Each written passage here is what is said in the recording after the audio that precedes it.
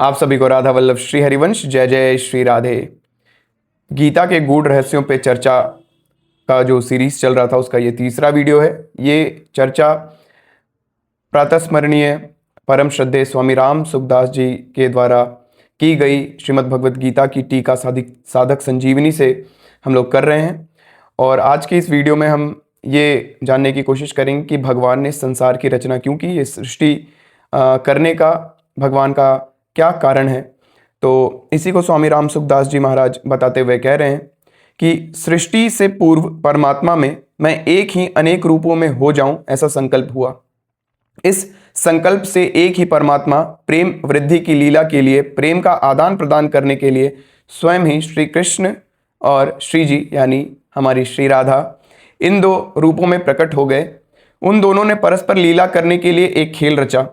उस खेल के लिए प्रभु के संकल्प से अनंत जीवों की, जो कि अनादिकाल से थे और खेलने के पदार्थ शरीर आदि की सृष्टि हुई। जब भी महाप्रलय होता है, महाप्रलय जैसे परम श्रद्धेय कृपालु जी महाराज बताते हैं कि प्रलय 4 प्रकार का होता है। पहला, जब हम गहरी नींद में जाते हैं, उसको एक प्रकार का, मतलब प्रलय 4 प्रकार का होता है। उसमें पहला प्रकार का प्रलय जब हम गहरी नींद में सोते हैं, जब हम स्वप्न भी नहीं देखते, ठीक है, वो पहला तरह का प्रलय है। दूसरा, जब ब्रह्मा जी का एक दिन कंप्लीट होता है, तब ब्रह्मा जी का एक दिन कंप्लीट होता है। ये थोड़ा टेक्निकल मैटर है, मतलब ये नहीं भी जानेंगे तो हमारा उसमें कोई मतलब क्या बोलते हैं, कोई हानि नहीं है, लेकिन जान लेने पे कोई नुकसान भी नहीं है। और मतलब हमारे डाउटफुल माइंड में, बहुत सारे लोगों के डाउटफुल माइंड में ये प्रश्न आते रहता है कि भाई क्यों भगवान ने सृष्टि की, क्यों इतना दुख में डाला, इतना दुख यहाँ है तो क्यों सृष्टि की। तो उसी का आंसर मैंने सोचा कि थोड़ा सा इस पे रिसर्च करके अगर मिल जाए तो बहुत अच्छी बात है। तो दूसरे तरह का जो प्रलय है उसको ब्रह्मा जी का जब एक दिन पूरा हो जाता है तो दूसरा प्रलय होता है।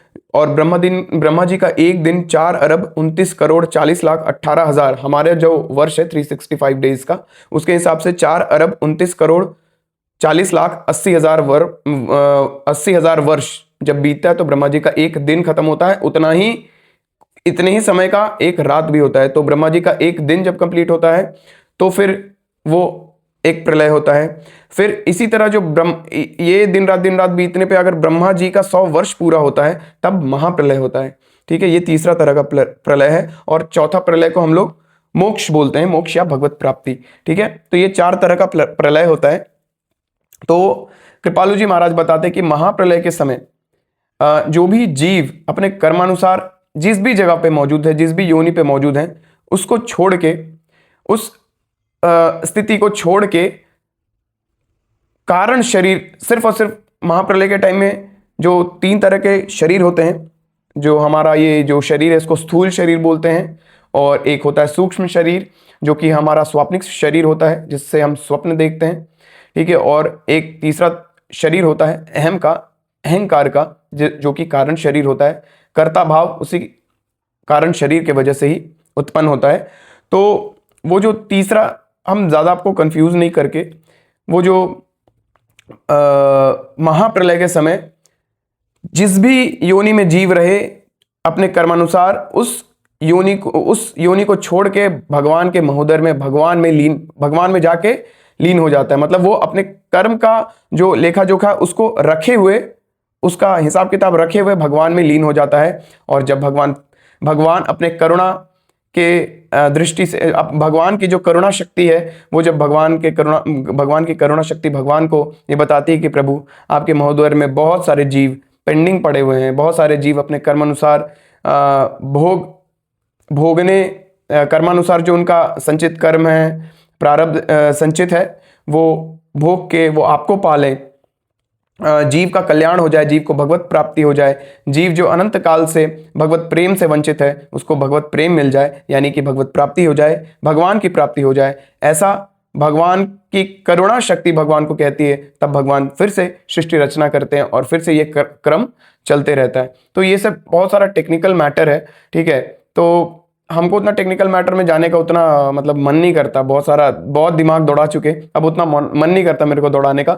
लेकिन आप लोगों को थोड़ा सा डाउट ना रहे, इसके लिए हम इतना थोड़ा बहुत रिसर्च गुरुवाणियों का करके आपके सामने ये चीज प्रस्तुत किए हैं। तो ठीक है, तो भगवान जब सृष्टि करते हैं तो एक ही भगवान दो रूपों में हो जाऊं, ऐसी उनके अंदर प्रेम वृद्धि की लीला के लिए ऐसी कामना उत्पन्न करते हैं वो, और श्री कृष्ण और श्री जी के रूप में प्रकट हो जाते हैं, और दोनों के बीच में परस्पर दोनों खेल रचने के लिए खेलने के वस्तु को रचते हैं।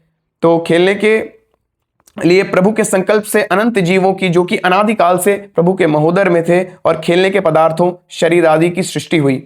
ठीक है, खेल तभी होता है जब दोनों तरफ के खिलाड़ी स्वतंत्र हों, जैसे कि भगवान और खेलने के पदार्थ शरीर आदि, और ये जो पांच भौतिक जो संसार हम देख रहे हैं वो, और जो ये माइक शरीर और पांच भौतिक संसार जो हम देख रहे हैं, ये सब माया और जीवात्मा जो कि अनंत काल से भगवान के महोदर में स्थित थे, उन लोगों को स्वतंत्रता प्रदान करते हैं कि देखो भाई, अब ये जो गेम है, अब जितना डिस्कशन हुआ उसको एक तरफ रखते हुए समझते हैं, तीन तत्व है, एक भगवान, एक जीव, एक माया। जितने भी जड़ वस्तु, जड़ चीजें देख रहे हैं ब्रह्मा जी के द्वारा रचित, ये संसार, ये पृथ्वी, जल, वायु, आकाश, जो भी हम, ये शरीर, ये वस्तुएं, ये सब पांच भौतिक तत्व जो भी हैं, उत्पत्ति विनाशशील, जिनकी उत्पत्ति होती है उनका विनाश भी होता है। ये एक तरह का तत्व जो कि इसको माया का तत्व कहते हैं। दूसरा जो कि जीव है, और तीसरा जो कि भगवान और जीव, ये दोनों भगवान के ही अंश होने के कारण भगवान की सारी चीजें आंशिक रूप से हमारे अंदर भी मौजूद हैं। जैसे हम आनंद स्वरूप हैं, लेकिन उसका अनुभव नहीं हो पा रहा, क्योंकि हम जो भगवान ने जो खेल रचा, उस खेल में हमें स्वतंत्रता प्रदान की। इस मतलब हम जो बोल रहे हैं वो शरीर को नहीं बोल के जीवात्मा का, उसका मतलब हम का मतलब जीवात्मा, तो जीवात्मा को ये भगवान ने स्वतंत्रता प्रदान की है कि भाई, या तो इस गेम में तुम मुझको चुन लो या तो संसार को चुन लो। अगर तुम संसार को चुनते हो, जो कि अनादिकाल से तुम चुनते आ रहे हो, इसलिए बार बार तुमको जन्म मरण के चक्कर में पड़ना पड़ रहा है, बार बार तुमको दुख भोगना पड़ रहा है, तुम खुद ही आनंद स्वरूप होते हुए भी बार बार तुमको दुख भोगना पड़ रहा है। इसका सिर्फ और सिर्फ एक ही कारण है, क्योंकि तुमको जो चीज चुनना है तुम उसको ना चुन के अपने जो तुमको स्वतंत्रता प्रदान की गई है, जो कि सिर्फ और सिर्फ मानव देह को ही प्रदान है, कर्म करने की स्वतंत्रता, तुम उसका दुरुपयोग करके बार बार संस्कृति के चक्कर में पड़ रहे हो, बार बार जीवन मरण के चक्कर में पड़ रहे हो, लेकिन तुम एक बार भी मेरे तरफ घूम के नहीं देख रहे हो, मेरे तरफ मुड़ के भी नहीं देख रहे हो, जिसके कारण हम बार बार इसी संस्कृति में दोबारे आ रहे हैं। उसी को स्वामी राम सुखदास जी महाराज बता रहे हैं कि सृष्टि से पूर्व परमात्मा में मैं एक ही अनेक रूपों में हो जाऊं, ऐसा संकल्प हुआ। इस संकल्प से एक ही परमात्मा प्रेम वृद्धि की लीला के लिए, प्रेम का आदान प्रदान करने के लिए स्वयं ही श्री कृष्ण और श्री जी इन दो रूपों में प्रकट हुए। उन दोनों ने परस्पर लीला करने के लिए एक खेल रचा। उस खेल के लिए प्रभु के संकल्प से अनंत जीवों की, जो कि अनादिकाल से थे, और खेलने के पदार्थों शरीर आदि की सृष्टि हुई। खेल तभी होता है जब दोनों तरफ के खिलाड़ी स्वतंत्र हों, इसलिए भगवान ने जीवों को स्वतंत्रता प्रदान की। किस चीज की स्वतंत्रता? कर्म करने की स्वतंत्रता। ठीक है, कर्म करने की स्वतंत्रता सिर्फ और सिर्फ मनुष्य देह को ही प्राप्त है। ठीक है, तो स्वतंत्रता प्रदान की, इसलिए भगवान ने जीवों को स्वतंत्रता प्रदान की। उस खेल में श्री जी का तो केवल भगवान की तरफ ही आकर्षण रहा, मतलब भगवान की तरफ ही आकर्षण रहा, 100% भगवान के तरफ ही प्रीति रहा। ठीक है, खेलने में उनसे भूल नहीं हुई, अतः श्री जी और भगवान में प्रेम वृद्धि की लीला हुई। परंतु दूसरे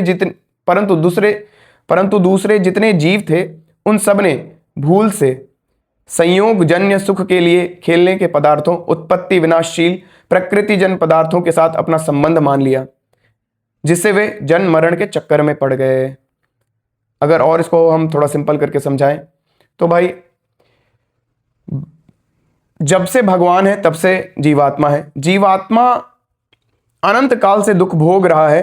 ठीक है, भगवान प्रेम वृद्धि की लीला भी इसीलिए करते हैं ताकि जो अनंत काल से भगवान के महोदय में जीव पेंडिंग पड़ा है, वो किसी भी तरह उसके अंदर सद्बुद्धि जागृत हो, उसके अंदर विवेकशीलता जागृत हो, और बिनु सत्संग विवेक ना हो। भगवान के संतों के आश्रय हुए बिना विवेक बुद्धि में जागृत नहीं हो सकता और हम भगवान की तरफ नहीं बढ़ सकते। तो ऐसा विवेक हमारे बुद्धि में जागृत हो जाए, हम संतों का संग करने लगे, ऐसा भगवान क्या बोले, भगवान हमको मौका देते हैं कि भाई चलो तुमको एक और मौका देके देखते हैं यार, इस बार ये जीव शायद मेरे तरफ चल पड़े, एक कदम भी चल पड़े, दो कदम भी चल पड़े। तो ये मौका भगवान हमको देते हैं सृष्टि करके कि जीव जो अनंत काल से मेरे महोदय में पेंडिंग पड़ा हुआ है, जो कि दुख भोग रहा है, बार बार जीवन मरण के चक्कर में पड़ रहा है, वो इस जीवन मरण रूपी 84 लाख के चक्कर को पार कर जाए, भगवत प्राप्ति कर ले, मेरी प्राप्ति कर ले और हमेशा के लिए सच्चिदानंद का आस्वादन करने लगे, मेरा आस्वादन करने लगे, मेरे और उसके बीच प्रेम वृद्धि की लीला हो। ये चीज करने के लिए भगवान सृष्टि करते हैं, लेकिन हम बार बार ये इस मौका का दुरुपयोग करके बार बार इस जीवन मरण रूपी दुख को झेल रहे हैं। इसमें हम भी शामिल हैं। हम अपने आप को कोई बहुत बड़ा, हम तो मतलब आप लोगों से भी नीच हैं भाई, हम कोई सिद्ध संत नहीं, हम तो बस गुरुवाणी को आपके सामने जितना गुरु कृपा से मेरे को समझ में आप लोगों के सामने रख देते हैं, ठीक है, ताकि आप भी भगवान की तरफ एक कदम भी बढ़ सके। ऐसा मेरे को सेवा भगवान की तरफ से मिला है, जो कि मेरे को ही ऐसा सेवा का मांग था भगवान से, जो कि प्रभु ने पूरा किया। और इससे हम आपको एक चीज बता सकते हैं कि अगर आप शुद्ध मन से, शुद्ध हृदय से भगवान के प्रति चलने का भगवान के सामने याचना करते हैं, प्रार्थना करते हैं, तो भगवान उस चीज को तुरंत मान लेते हैं, ठीक है। तो लेकिन शुद्ध हृदय होना चाहिए भाई, ऐसा बोलने से नहीं होता, ठीक है। तो बस इसी कारण से भगवान ने सृष्टि की रचना की है, ठीक है। तो अब हमें क्या करना है, हमें एक चीज को पहचानना कि भाई जो आगे बता रहे हैं स्वामी राम सुखदास जी महाराज, खेलने के पदार्थ केवल खेलने के लिए ही होते हैं, किसी के व्यक्तिगत नहीं होते, परंतु वे जीव खेल खेलना तो भूल गए और मिली हुई स्वतंत्रता का दुरुपयोग करके खेलने के पदार्थों को अर्थात शरीर आदि को व्यक्तिगत मानने लग गए। जैसे कृपालु जी महाराज बताते हैं कि भाई देखो, जड़ और चेतन, ये शरीर जो है वो जड़ है भाई, जड़ प्रकृति से बना हुआ, प्रकृति जन्य ये जड़ शरीर है, जो कि इसका उत्पत्ति हुआ है और ये एक दिन विनाश को प्राप्त हो जाएगा। और इस जड़ रूपी शरीर का पालन पोषण करने के लिए भगवान ने सृष्टि की है कि भाई तुम अब इस शरीर से साधना करो, और इस साधना करने के लिए तुमको जो भोजन चाहिए, तुमको जो मस्ती मजाक थोड़ा बहुत करना है, उसके लिए संसार बना दिए हैं भगवान, ठीक है, कि भाई तुम इस संसार में इस सांसारिक शरीर को हम सांसारिक बोल रहे हैं, जीवात्मा सांसारिक नहीं है, जीवात्मा इस संसार का नहीं है, जीवात्मा तो भगवान के धाम का है। तो इस जो जीवात्मा ये 5 भौतिक जड़ शरीर को जो धारण किए है, इसका पालन पोषण करते हुए, इस जड़ शरीर का पालन पोषण करते हुए भगवान का भजन कर ले। जीवात्मा भगवान का भजन करके इस जड़ शरीर को छोड़ के भगवत प्राप्ति कर ले, मतलब जीते जी कबीरा जीते भेटिए मुँह मिले न राम, जीते जी भगवान को प्राप्त कर ले। हाँ, इस चीज के लिए भगवान ने हमें यह स्वतंत्रता प्रदान की है। इस शरीर का व्यवस्था करके इस दुनिया में रहने के लिए भगवान ने ये शरीर को और ये संसार को नहीं बनाया है भाई। इस संसार को सिर्फ और सिर्फ साधना करने के लिए ही बनाया कि मनुष्य योनि में हम जीवात्मा पहुंच के परम कल्याण कर लें, अपना साधना करके भगवान के लोक को चले जाएं, भगवत प्राप्ति कर लें, या ब्रह्म में लीन हो जाएं, मोक्ष प्राप्ति कर लें। इस चीज के लिए भगवान ने इस सृष्टि की संरचना की है। लेकिन हम क्या करते हैं, हम भूल से, हम अज्ञानतावश, मूढ़तावश इस शरीर को अपना मान लेते हैं, और जैसे ही शरीर को अपना मानते हैं तो शरीर से जितने भी जुड़े लोग हैं, वस्तुएं हैं, स्थिति है, परिस्थिति, उसको भी अपना ही मानने लगते हैं। जैसे कि कोई हम उपलब्धि पा लिए तो ये मेरी उपलब्धि है, मेरी। अरे भाई, शरीर छूटने के बाद किसकी उपलब्धि, शरीर छूटने के बाद किसका घर, शरीर छूटने के बाद किसका बेटा, किसका माई, किसका बेटी, समझ रहे हो ना बात को। तो शरीर हमें सिर्फ और सिर्फ साधना करने के लिए मिला है, और शरीर का भरण पोषण करने के लिए 5 भौतिक संसार है, और जीव आत्मा के लिए सिर्फ और सिर्फ भगवान है, ठीक है।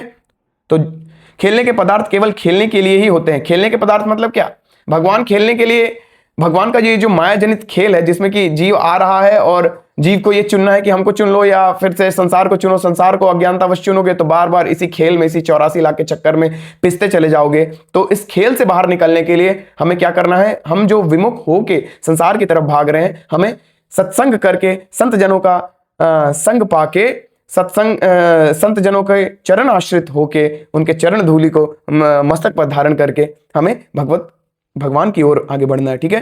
तो और इस संसार को अपना ना मानते हुए भगवान को अपना मानना है। खेलने के पदार्थ केवल खेलने के लिए ही होते हैं, किसी के व्यक्तिगत नहीं होते, परंतु वे जीव खेल खेलना तो भूल गए, खेल खेलना भूल गए, है ना, और मिली हुई स्वतंत्रता का दुरुपयोग करके खेलने के पदार्थों को अर्थात शरीर आदि को व्यक्तिगत मानने लग गए। इसलिए वे उन पदार्थों में फंस गए और भगवान से सर्वथा विमुख हो गए। भाई सर्वथा विमुख हो गए, अनंत काल से, जब से भगवान है तब से हम लोग हैं और तब से हम लोग विमुख हैं। आप सोच रहे हो कितना दुख, आप सोच के देखो भाई कितना दुख है। एक बार जाके हॉस्पिटल का आईसीयू का चक्कर लगा लो, या बर्निंग वार्ड का चक्कर लगा लो, या दिव्यांगों को देख लो, कितना कष्ट है यार जीवन में, कितना कष्ट है। ये कष्ट आपको तब पता चलेगा ना जब आप बेड पकड़ लोगे। और परमानेंट कोई बेड पकड़ लेता है ना, उसका हाल जाके पूछे यार, कोई पूछने वाला नहीं रहता। इवन कि घर के लोग भी ना 2 घंटा साथ नहीं बैठ पाएंगे, क्योंकि सबके पास मन है भाई, और सबका मन जो है ना बेचैन है सुख पाने के लिए, आनंद पाने के लिए। और उसको, उस मन को लगता है कि आनंद भ्रम के कारण, इस माया का भ्रम के कारण उस मन को लगता है कि आनंद संसार में, भाई संसार में आनंद नहीं है। संसार में लगता है कि भाई करोड़पति हो जाएंगे तो आनंद मिल जाएगा, बीवी हो जाएगी तो आनंद मिल जाएगा, बच्चा हो जाएगा तो आनंद मिल जाएगा। सब कुछ होने के बाद भी आनंद नहीं मिलता। और ऐसे ही आनंद मिलेगा, अब मिलेगा, ये कर लेंगे तो मिलेगा, वो कर लेंगे तो मिलेगा, करते करते मर जाते हैं। और फिर से मनुष्य योनि से नीचे योनि में हम लोग को अपने कर्म को भोगने के लिए आना पड़ता है, क्योंकि ये देव दुर्लभ है भाई, एक बार मिलने के बाद दोबारा भगवान देते भी नहीं है, ठीक है। तो ये सब चीज हमको सोचना चाहिए, तभी हम भगवान के ओर अपना कदम बढ़ा पाएंगे, ठीक है। तो अब हमें क्या करना है, अब अगर वे जीव शरीर आदि उत्पत्ति विनाशशील पदार्थों से सर्वथा विमुख होकर भगवान के सम्मुख हो जाएं, तो वे जन्म मरण रूप महान दुख से सदा के लिए छूट जाएं। अतः जीव संसार से विमुख होकर भगवान के सम्मुख हो जाए और भगवान के साथ अपने नित्य योग, नित्य संबंध को पहचान ले। इसी के लिए भगवत गीता का अवतार हुआ है, ठीक है। इसी के लिए भगवत गीता का अवतार हुआ है कि भाई जो तुम सोच रहे हो ना भाई कि मतलब इस संसार में सुख है, संसार का कोई वस्तु, व्यक्ति, परिस्थिति हमको सुखी कर देगा, तो यही सबसे बड़ा भ्रम है भाई। और इसी भ्रम को मिटाने के लिए श्रीमद् भगवत गीता का भगवान ने हमारे लिए प्रसाद स्वरूप हमें प्रदान किया है। तो इसी चीज को मद्देनजर रखते हुए हम आगे की चर्चा भी करेंगे और इस भगवत गीता के महारस को पान करेंगे। तो आप लोग नित्य सत्संग में बने रहिए, नित्य नाम जप करते रहिए, प्रभु के आश्रित रहिए, संत जनों के आश्रित रहिए।